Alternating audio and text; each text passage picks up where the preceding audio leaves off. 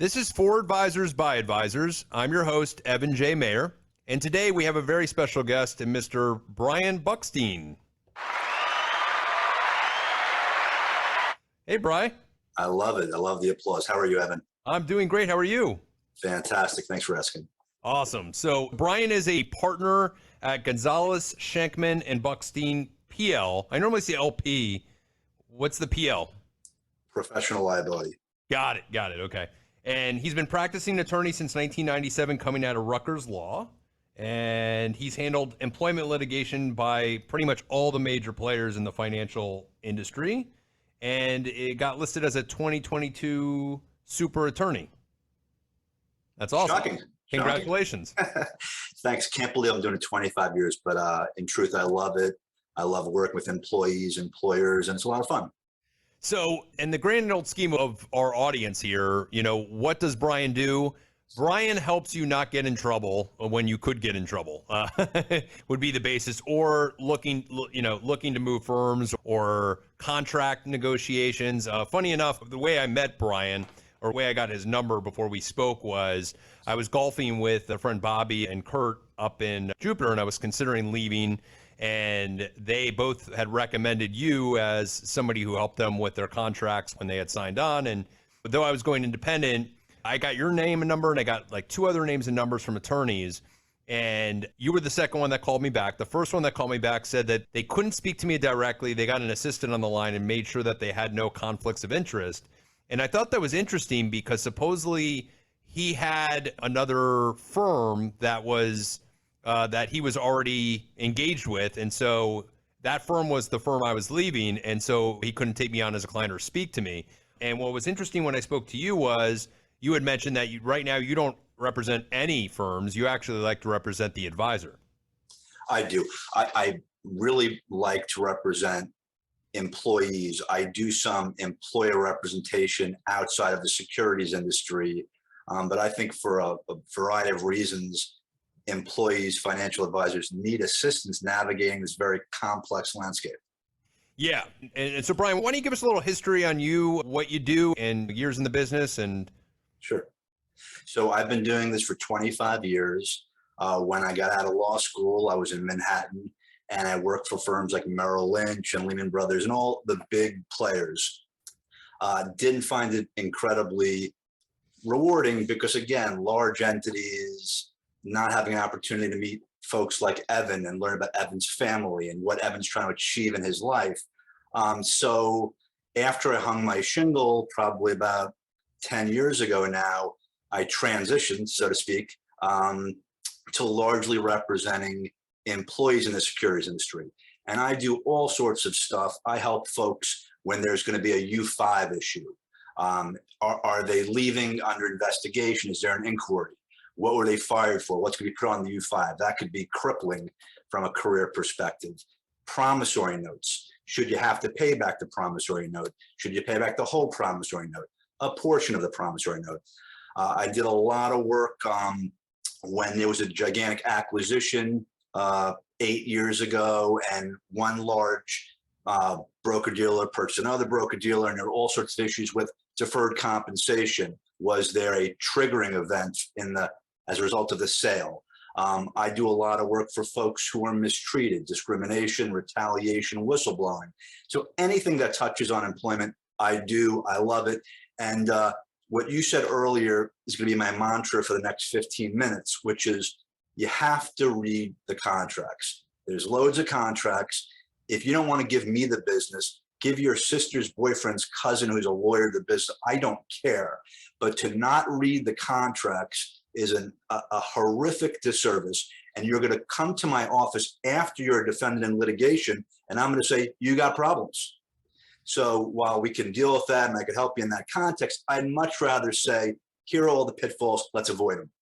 yeah, and you were actually instrumental. So when I was under a leave that was kind of a forced leave in a way, I mean, really not, but kind of, in the concept that there was a merger going on, and I was being, in essence, forced to sign a, what do you call those agreements? A retention package, right? I guess I would call it a retention package. Exactly, yep. And the funny thing about when they give you a retention package is that if you don't sign the retention package, by all accounts, it looks like you're going to leave the firm. So I remember having you, I hired you. We actually had a 30-minute pre-interview, which was great. I was like, he speaks my language. I think he's going to be able to calm me down too, which is good. And I'd written you back from my personal email, should I sign this retention agreement, knowing that I was potentially going to leave the firm. And you had wrote me back along the lines of, you can sign this, but if you're going to leave, I wouldn't sign it. I would leave first. And I unfortunately forwarded that to my work email address and trying to get the contract. I don't know if you remember that when I called you, but I basically, the forward button on the iPhone, you got to be very, very careful when you hit that forward button. But long story short, I was worried that they were going to pick it up on their compliance email and I was going to get caught as getting a lawyer's advice, because if you get a lawyer's advice, the firm automatically thinks, why is he getting a lawyer's advice? He must have some different direction, right? So we actually had to scramble and I had to leave within 2 months. And Brian was my personal attorney who was instrumental, highly recommend, but I'd highly recommend an attorney in general. As Brian, you practice in Florida, any New other York. states?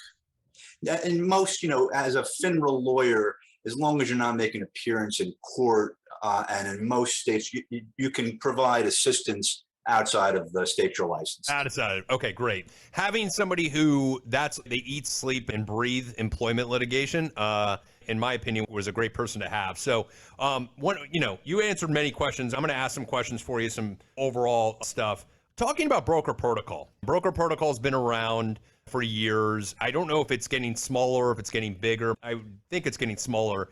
Can you talk about where we are in broker protocol and where you think that's headed? Sure. So I think the first thing I would say is that if somebody calls me up and says, I'm with a protocol firm, I'm going to another protocol firm, I say, Mazel Tov, that's great, because that's going to make the rules of engagement much clearer. There are certain things that the departing employee will need to do. There are certain pieces of information, 5 of them, name, phone number, email, account name, that they get to take with them, the departing broker. They leave an identical copy with account numbers for the branch management at a departing firm. But as long as you do the right thing, you're going to be okay. So I love that situation. That's an easier situation. I agree with you that I think it's receding the number of signatories. So people may recall that in 2005, there was this extraordinary agreement between Smith Barney, UBS, and Merrill.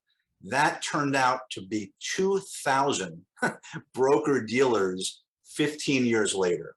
And I think little by slowly, people have said, you know what, we don't like the rules of engagement. We want to go at our own and have specific contractual obligations, requirements. So there's been some large entities that have withdrawn from the protocol, which you could do at any time. So if the protocol is in place, I think it's great, and we know what to do and how to keep you out of trouble.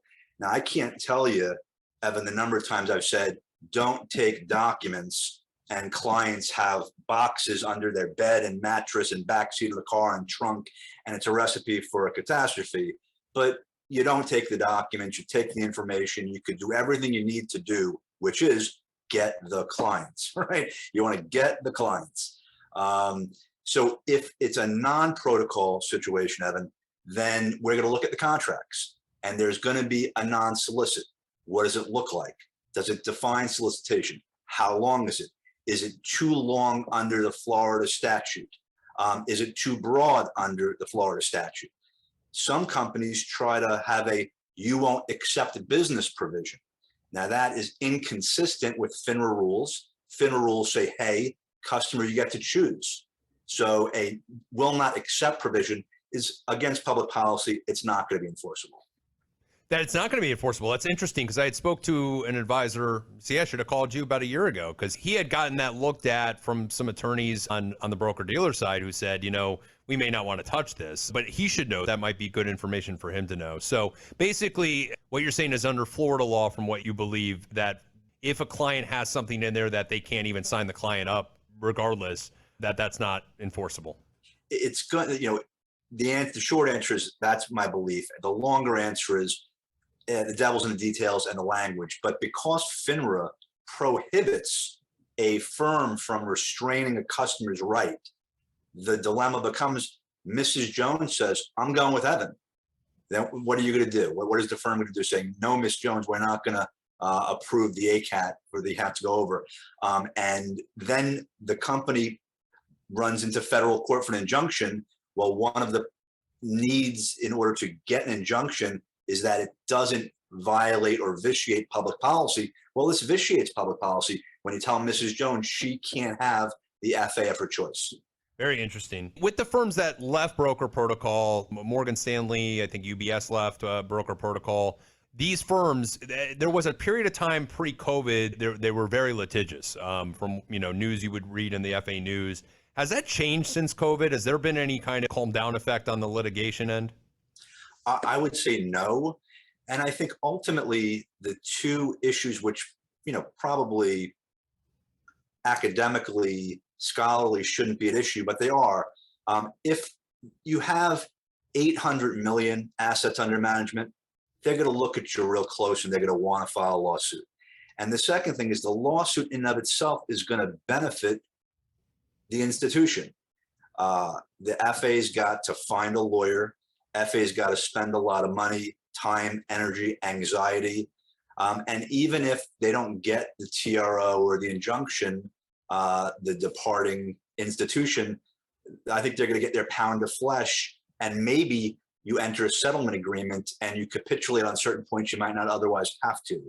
So to that point, before I forget, critically important, many things you're going to do in your checklist as you're out the door, talk to the receiving firm. If the receiving firm says do A, B, and C, you can do A, B, and C and know you're going to be okay. If they say do A, B, and C and don't do D, and you do D, you're going to be in trouble, and you may have a rescinded offer or you may get terminated a week through the door. Similarly, maybe they're willing to find you a lawyer. Maybe they're willing to provide a lawyer. Maybe they're willing to reimburse you for the lawyer. So those are all the things that, this is a P&L analysis for everybody who's contemplating departing. Put it on your P&L. Well, what are the consequences? What do I want to get from the receiving firm?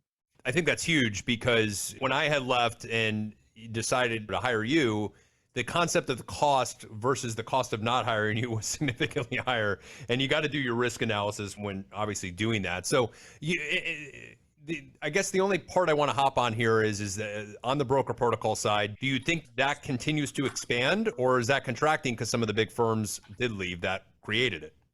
I apologize. What I was saying is I think that there will be, over the course of the next few years, fewer signatories, but I think the litigation will increase, because just because you're members of the protocol doesn't mean you can't fight about, well, that really wasn't your account, or you engaged in pre-departure solicitation, or you left and you took information that is outside the protocol. So I think the number of participants will decrease. I think the litigation will increase. Let's talk about garden leave. This comes up just because there was somebody that was more, you would consider them a banker. As a financial advisor, you consider him a banker. He considers himself a financial advisor, thinks that he can leave, and they've signed him up to a garden leave. Or how are the garden leaves enforceable? Typically, garden leave is enforceable. Typically, in my experience, they've been governed mostly by New York law, because the big banks are out in New York, and New York will tolerate garden leave.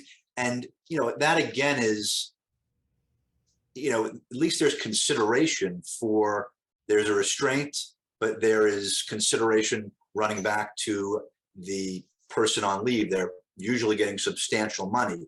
I think if the garden leave was a joke monetarily, if it paled in comparison to what the person typically earned base plus commission, you might have an argument that I don't want the garden leave. It's a restraint on my business.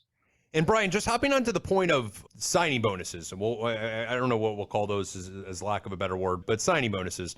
I've seen advisors, and I've met a few advisors that actually had left firms, and then the firm went after them for the money. They ended up in arbitration. And it always seems that they do owe that money back most of the time that I've seen that. So, I mean, contractually speaking, these firms have gotten to a point where it's really hard to win an arbitration unless there's something outlined. Am I wrong in saying this? No, you're absolutely right. And any lawyer that would counsel a prospective client or a new client that we're going to win this note case is off the reservation. I would say the probability of defeat at arbitration is 90%. And depending on how good your lawyer is, I like to think I'm a good one, maybe with all the best skill, aggression, argument about some factual and legal issues, maybe you get it down to 80%. Maybe you get an extra 10, 12% of victory. But these are tough cases, and they're tough cases because the contract that I'm telling everyone who's listening, you've got to read, is clear and unequivocal. If you leave for any reason, good, bad, or otherwise, you pay back the money. So have I won cases? Yes. They had specific, unique, good, factual situations. And sometimes you hear like female broker. Female broker is horrifically mistreated. Hopefully female broker gets a lawyer and says, what do I do? This lawyer says, paper it up, send an email to HR. We need an investigation. I'm being harassed, discriminated against, retaliated against. Nothing happens. Another email. Ultimately, if you're compelled to leave a cesspool, well, that's a good defense to why you shouldn't be obligated to pay back the money, or there's an offset, or there's a counterclaim that exceeds the money that's owed. Yeah, and that was actually going to be one of my questions to you was, what should advisors consistently be doing in their practice so that if they ever are forced to resign, get fired, or leave, that they have some sort of defense? What are like 5 or 6 bullet points you would say, make sure you do these things? Yeah, everything always goes back to documentation. So when you're leaving a firm, you want to read your documents. When you're joining a firm, you want to read, review, and hopefully get a lawyer or somebody who's good at this to try to tinker with the language in the onboarding documents. And when you're an employee, you always want to document. I love to represent whistleblowers, Sarbanes-Oxley or state law whistleblowers. In Florida, you have a claim if you object in good faith to a violation of a law, a rule, or regulation. So if you send an email that says, I didn't like the way my branch manager tried to have me talk to Mrs. Jones, that's okay. But if that email had said, I feel like my branch manager is trying to jam UITs down my client's throat and is not complying with diversification obligations or doesn't know that customer, if you could implicate SEC rules, well, now you're looking like a whistleblower. And I'm not saying let's fabricate claims, but I'm saying if you got a claim, let's memorialize it, because I promise you, your branch manager will not testify as it was absent some written communications. Great. I want to just harp on one point that Brian helped me out with, something specifically that you wouldn't think was warranted of needing an attorney, but it was absolutely needed. I was paid a retention bonus, and the firm that I was leaving was going to basically, in essence, issue me a W-2 showing that as income that I had received that year. And we wanted to pay them back, but we didn't think it was fair that I would have to pay the government 37% on that, and that should not be added onto the income. And we were able to negotiate them reissuing a W-2 not showing that, so that we could pay them back the bonus and not end up hurting ourselves, and it probably saved me $100,000. That was I don't know if that was a unique situation, Brian, but that was something that was extremely helpful, and it had nothing to do with the current contract. Well, one of the great joys I have as a lawyer is sometimes you work with clients that are world-class. And I loved working with you and those guys on the golf course a lot as well, because smart people understand that this is a complicated situation, and they ask questions and they poke at things because it's not often the way they're presented. And I think that the vast majority of note cases, the person who's sending out the template letter from big wirehouse or bank knows nothing about nothing. They know how to insert $38,000 in the blank and the proper date sometimes. And it is complicated. W-2Cs, amendments to prior tax years. It is complicated. Forgiveness of debt is taxable. So if you got $1 million you owe to a firm and you hire me and I swoop in and say, look at all these terrible things, and you only have to pay back 700,000, that 300 grand is unequivocally taxable income.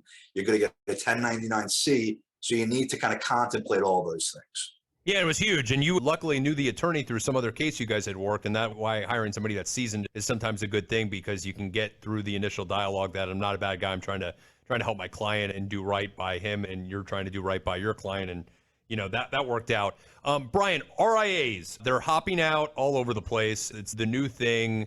Again, when I was in the employee channel, independent meant one thing.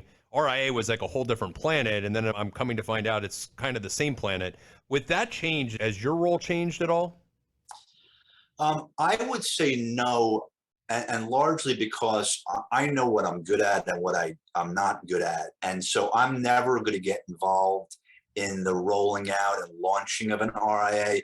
You could probably do often speak to, there are specialists. I mean, I'm a labor and employment lawyer. If you came to me and said, hey, I'm contemplating file for bankruptcy, I would glaze over and give you a name. So the short answer is all of the issues I have and deal with, I think, other than the baggage on the receiving firm. So if you're launching an RIA, if you're joining an RIA, there's going to be those documents, obligations, rights, responsibilities. But if you're launching an RIA, you're not going to have to deal with all the madness that sometimes your new employer will heap on you. Yeah, so the expertise would take you out of that. But obviously, any advisor joining an RIA or creating employment agreements potentially could utilize your services too. Yeah, and the last is that you want to be careful, because I've had many clients that have joined an entity that proved to be smoke and mirrors, and you don't want to move around. Mrs. Jones doesn't like to fill out paperwork after paperwork to move her accounts. Who is this guy? Why did I go from this big firm that's on, you know, the Channel 5 news to this I've never heard of entity, and now he's going to a third entity? So you want to be careful of that. And you also want to be careful, and this would be a good segue to one other thing I hope I could share.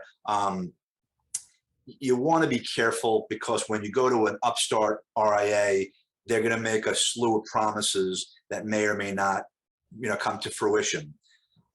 With respect to that, I would say, if I had $1 for every FA that came to me and said, I want to sue the firm that I'm about to leave for fraud and the inducement because they didn't give me, and I just wrote down, Evan, tools, office, resources, assistance, licensed assistant, work from home, countries you can service, products you can sell, business you can do, licensed sales associate, marketing, dinners, allowance.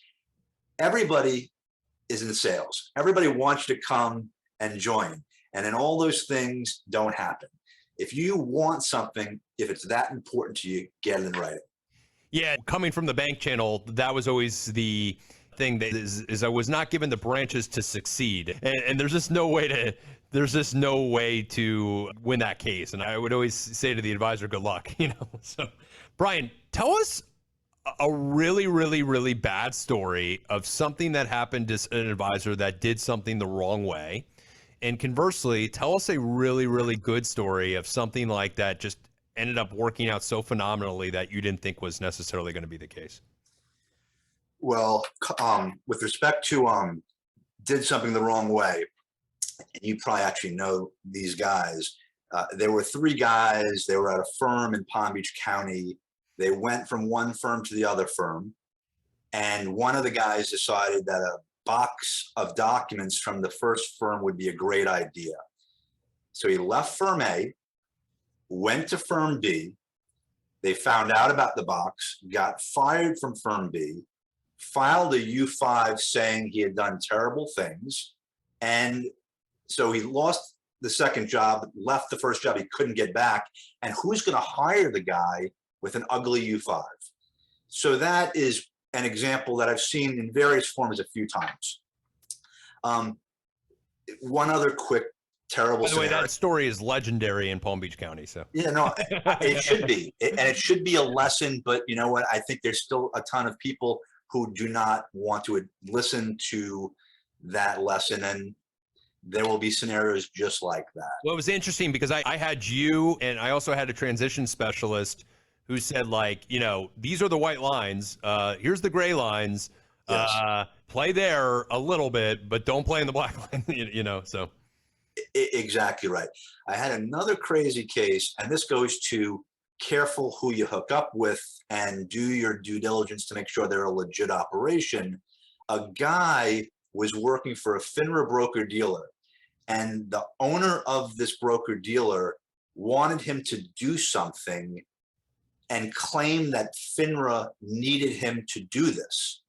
And the principal of the firm fraudulently created a letter on FINRA letterhead saying, do these things. And we had the arbitration, we tried the case, and at the hearing, not only did the principal have to leave the arbitration to throw up, but there was a referral to FINRA, because after the testimony, it wasn't even like, I'm good at cross-examination. It was just clear as day. FINRA, we brought FINRA in to say, did you ever send this letter? And they said, we've never seen this letter in our lives, nor do we have anything to do with this letter. So you want to be careful about the firms you hook up with.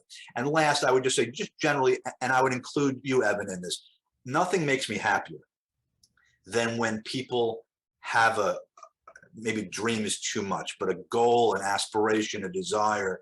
I got 2 kids at the house. I got a wife. I got a life, a great life.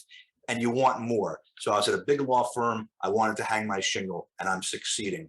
When somebody says, I want to go independent, or I want to go to a smaller firm, or I want to launch an RIA, and they succeed and they are happier, and all of their expectations are exceeded, that makes me incredibly joyous. So I would heap you in that, in a large group of people that took a chance. It is scary as hell to leave the comforts of a big bank or broker dealer, but to launch yourself, choose a name, brand yourself, and succeed. Not only is it financially rewarding, it's rewarding on so many other levels. Yeah, it's all the other levels, I think, definitely in our business, because the creativity arm of you is kind of crushed in some of these employee channels. And the interesting thing about doing this podcast and interviewing advisors is getting to see how they grow or how they change or how they mold based upon that.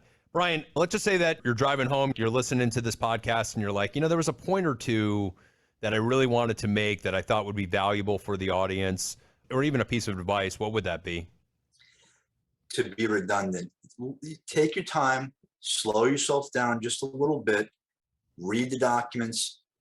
If your spouse is smart and can read with your spouse. If you don't want to hire a lawyer, brother, father, son, take the time, because these documents, as you know, these are 4, 5, 8-year documents with significant commitments. So if you just take the time on the front end to carefully scrutinize everything, you may ask for a lot of things, you may not get them, but the old adage, you don't get anything you don't ask for. Review, consider, reach out to the other side, see if you could work out some kind of resolution to make both sides happy, and then, you know, move forward. Brian, thank you so much for this. I'm going to summarize a couple things that I learned today. Garden leave, pretty enforceable. I forgot what you call that, but a non-sign up. You can't sign up clients from another firm. Normally not a good defense on that, and that's something you might be able to do. Read every contract, or get somebody that can read those contracts. Promises made at firms, they're made dime a dozen. Your branch, you're not set up for success. You're not given the right tools. You're not given monetary compensation for seminars or structure. None of that's going to hold up in court. And make sure you hire, in my opinion, I think an attorney is always necessary if your practice is large enough to warrant it, or what you're signing could get you into a situation that could get ugly. Brian was huge for me. I probably spent too much just calling Brian on things I didn't need to call him on, but luckily he was still there and happy to accept the phone calls, and he was huge in helping me. So thank you, Brian. Brian, if for any FAs out there that want to get a hold of you, how can they reach you? I appreciate that. My phone number is 561-227-1575. And we're still small enough that I'm going to pick the phone up. I'm going to take the call. I'm happy to chat with you. I look forward to hearing from you. Awesome. And like I said, Brian's represented now 6 advisors that I know and done a phenomenal job with them. And everybody is extremely happy and satisfied. And that's all good news. You guys can always reach out to me if you have any questions or concerns. Please subscribe if you like what we're doing here, and look forward to the next podcast. Talk to you soon.